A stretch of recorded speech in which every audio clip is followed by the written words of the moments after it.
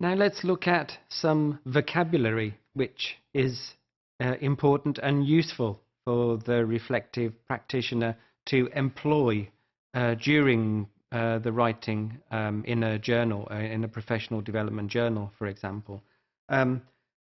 At this point, we can look at some suggestions for what you could actually include as part of your reflective writing.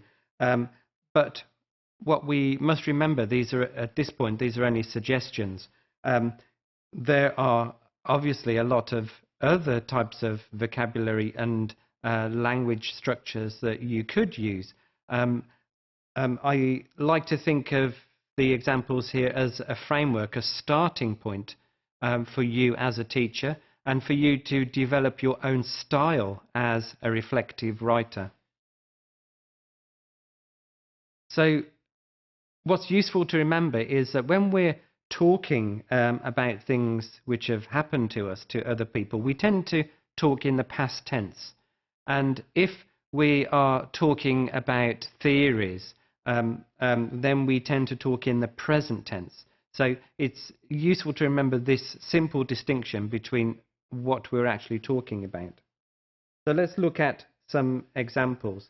If we're looking at interpreting what has happened in the classroom, we could start with sentences, for example, for me, the most, and then words like meaningful or significant or important. Such vocabulary here places the stress, the importance of the particular event, whether it was useful or whether it was significant, whether it was relevant to you in some way.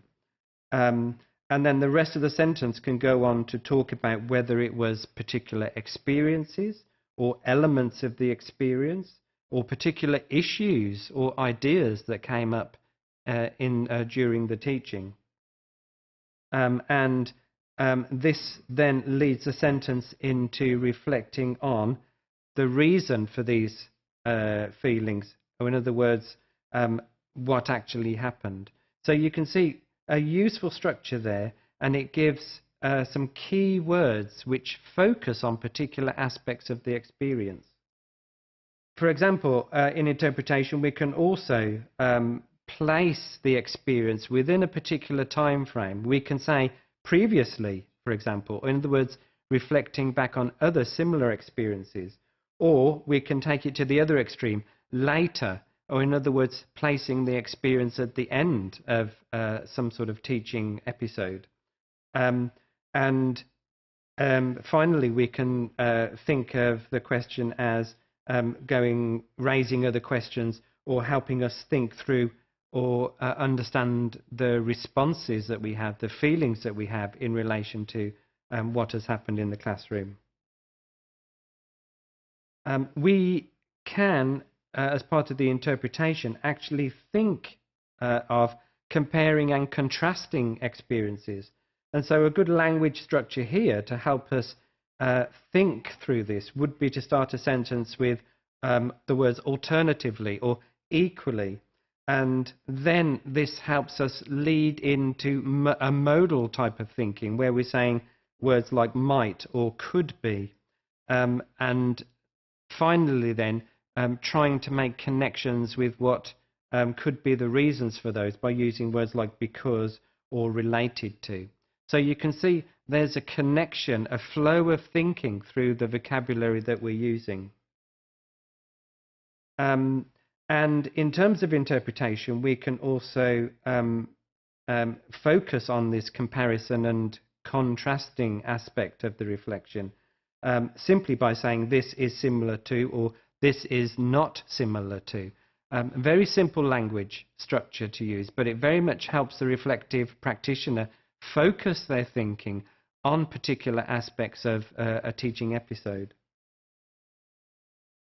Unlike this is where we're focusing on a particular contrasting point from previous experience. This is actually drawing on past experience, past events, and looking at it from the other side of the coin, a different viewpoint. So reflective writing can be quite straightforward if you give yourself some nice language, some nice simple language structures to use, and not to get bogged down too much in the spelling or the grammar. What's important is the fact that writing is reflective, and by using particular vocabulary, particular words, that can help your thinking processes much more. What I would say is that these are just examples, and do not just rely on these only. As I said earlier, use them as a starting point and develop your own writing style as a reflective practitioner. The important thing is to remember that what you will be doing is supporting your thinking and not just writing a diary.